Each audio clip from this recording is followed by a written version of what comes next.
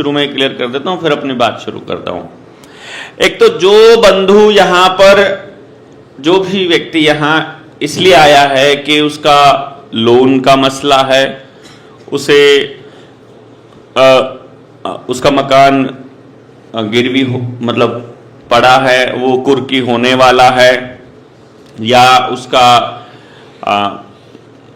मतलब उसका समाधान उसे नहीं मिल रहा है, या सिस्टम उसके साथ कोई जबरदस्ती कर रहा है, इस तरह की कोई बातें अगर आपके मन में हैं और आप इसलिए यदि आए हैं, तो आप सबसे पहले तो एक नंबर नोट कर लेंगे।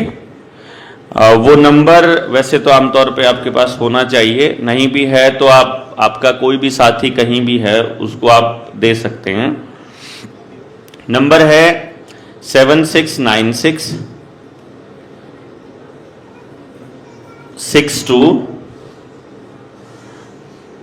और 7656 76 96 62 76 56।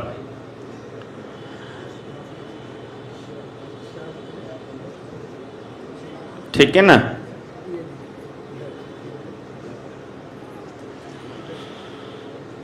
ये नंबर पे जब आप मैसेज करोगे व्हाट्सएप, इस नंबर पे आपको कुछ भी लिख कर व्हाट्सएप पे भेज देना है, अपना नाम या आप कहां से हैं वो, या फिर आप यहां ट्रेनिंग में मौजूद हैं, रायपुर की ट्रेनिंग में आज कि हम 51वीं ट्रेनिंग में मौजूद है। वैसे पीछे लिखा हुआ है 50वीं ट्रेनिंग, पर है ये 51वीं ट्रेनिंग, क्योंकि हम एक ट्रेनिंग ऐसी करके आए हैं जिसको हमने पब्लिक में बताया नहीं था।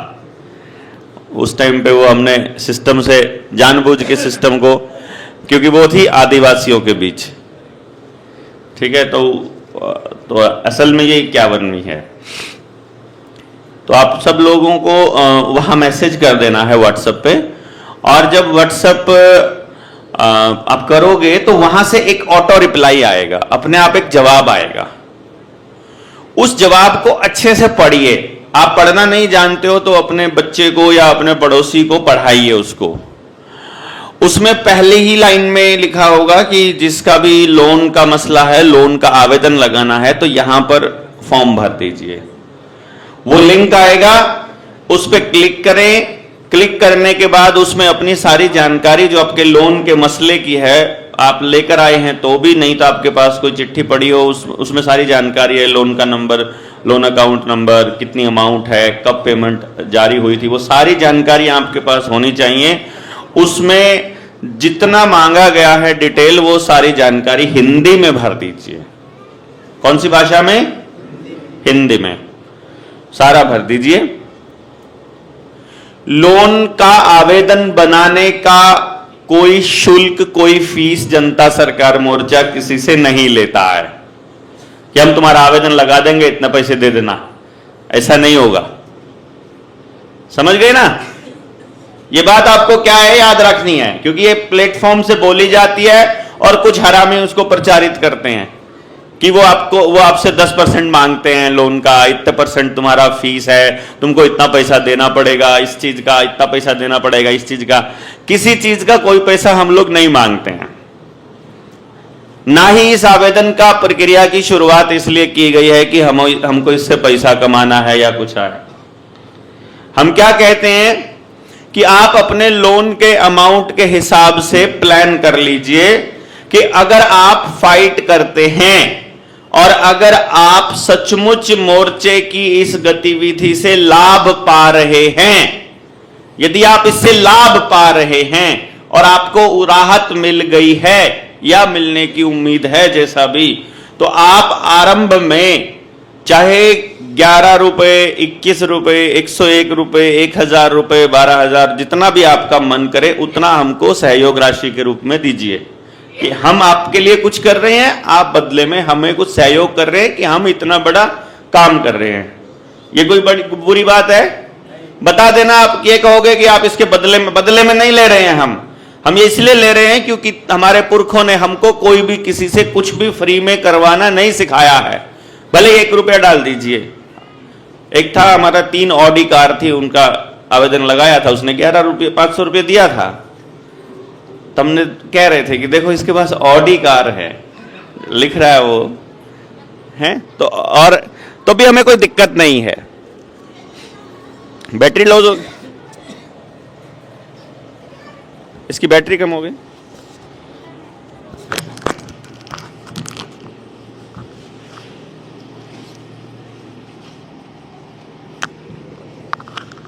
ये किसका है? नहीं गड़बड़ करिए, ये हो गया, ठीक हो गया? नहीं, उसका बैटरी डाउन। अच्छा,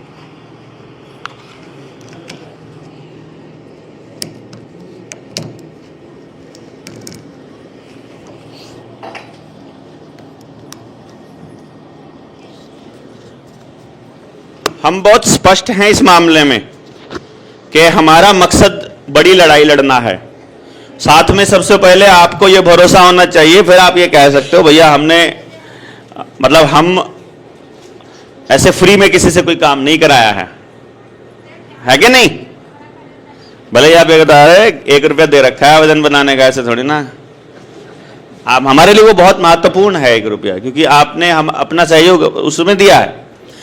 फिर हम ये कह रहे हैं कि इसके बाद आप अगला काम क्या कीजिए कि जब इस प्रक्रिया में कम से कम, मतलब ये अब आपके ऊपर है कि आप उस लड़ाई को कहां तक लेकर जाना चाहते हो। यदि आप लड़ना चाहते हो तो एक किताब आपके पास रुपया मूल्य का मापक 100% होनी चाहिए। उसको पढ़ना है, उसको पढ़े बिना, यानी कि आपके पास कुछ शब्द टेक्निकल होने चाहिए और नॉलेज का कोई सबूत होना चाहिए। कोई कागज उठा के दिखाएंगे, उससे ज्यादा सबूत किताब में है कि कागज में है? ज्यादा सबूत किताब में है। मतलब किताब अपने आप में एक बड़ा सबूत है, बड़ा हथियार है।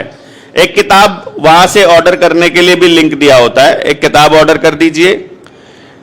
तीसरे नंबर पे, अपनी जब आपका ठीक ठाक काम चल जाता है, फिर आप अपनी आमदन का या अपने लोन अमाउंट का जैसा मर्जी, मुझे नहीं पता कितना लेंगे, लेकिन ये हमारे पुरखों ने ही सिखाया है कि भैया अपने जीवन में जो आपकी नेक कमाई है उसका कुछ प्रतिशत आपको समाज के काम के लिए रखना चाहिए।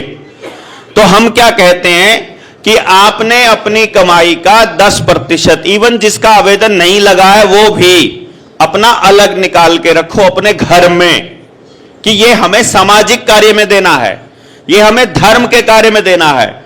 जहां भी आपको कोई धार्मिक काम करता दिखाई दे, जहां भी कोई व्यक्ति दूसरों के लिए लड़ता दिखाई दे, जहां भी आपको ये काम कुछ ऐसा होता दिखाई दे जो समाज के लिए है, वहां उसमें से जो भी आपका मन करे अर्पित करते रहें। साथ साथ महीनेवार से करते रहें, ये साल में करें, वो आपकी मर्जी है। ये एक हम लोग बात रखते हैं, गलत है कि सही है?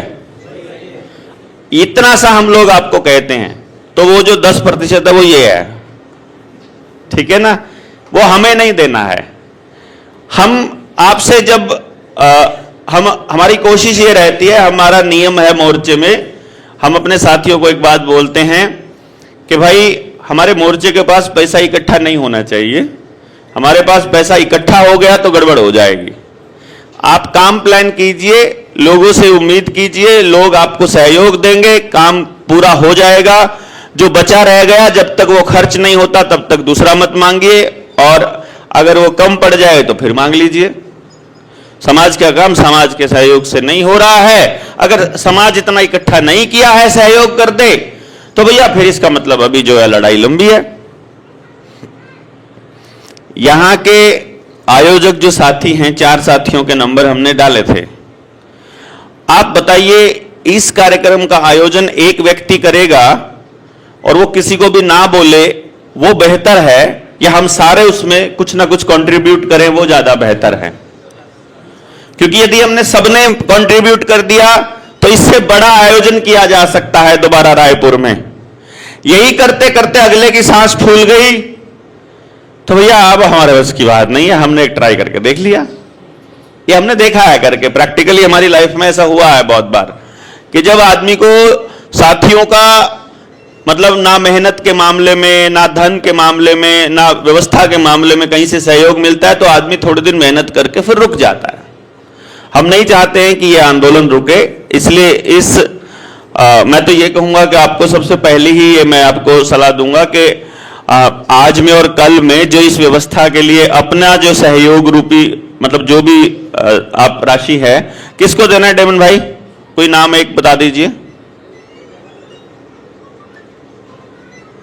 सहयोग राशि किसको देनी है? कोई एक आदमी अपॉइंट कर दो कन्यादान की तरह कि वो रख लेगा और उसी के पास रहेगी, फिर वो आपको पकड़ा देगा। चंदन भैया कहाँ है? लो जी, इनको देख लो, ये कन्यादान वाले हैं, इनको लिखवाते रहो, इनको दे देना। आप अपनी कॉपी लेके बैठ जाइए। जो सहयोग है मालूम पड़ना चाहिए कि भैया हमारा जितना हमने वो जितना यहाँ खर्चा होना है वो कम से कम हमारा साथियों के सहयोग से हो गया है।